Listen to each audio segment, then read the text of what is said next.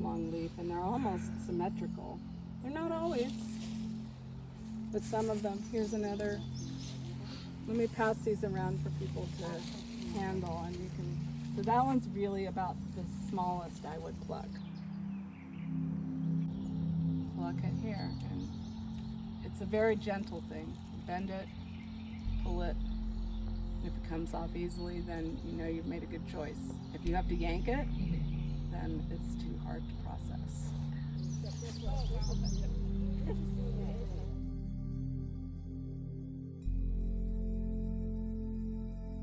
That's too small. That's too small, yes. Okay. And that might even be a fish leaf.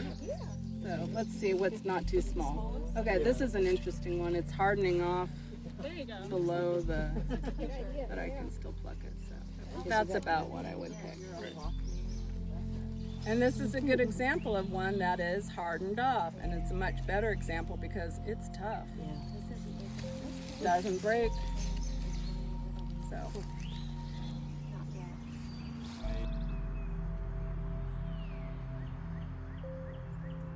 These are teeny. I would leave those, but I would take this. And when you're plucking something that has that long of a stem, you might as well leave the stem on the plant, because if you don't, you're going to have to separate it out when it has matured. So it's got a round fish leaf on it. It's got little serrations, but it's a little different. It's not pointed at the top. And then you have 1, 2, 3, 4, 5, 6, 7, 8. That's about as many leaves as a tea shoot would ever make before it stopped. You want to have as much as possible these new buds of even sizes, because when you're doing the green processing, you don't want to like cook some to death while you're trying to get the others done. So you want everything to get about, be as susceptible to the heat as its neighbors.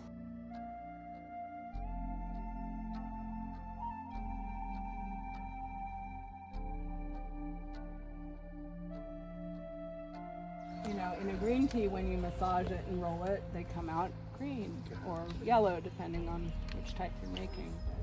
This one come out with little red pieces, and you can see that at the ends of the stems. So here's a stem example. See that brown at the end of the stem? Mm-hmm. That is your oxidation. To draw the most out of your leaves for a black tea, then you want it to be as oxidized as it can.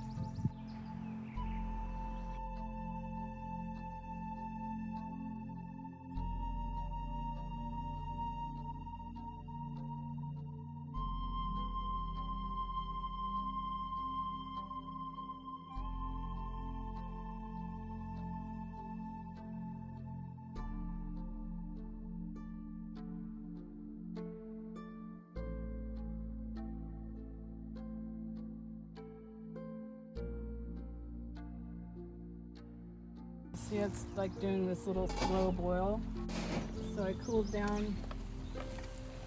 Now I just spread it out a little bit, let it cool off.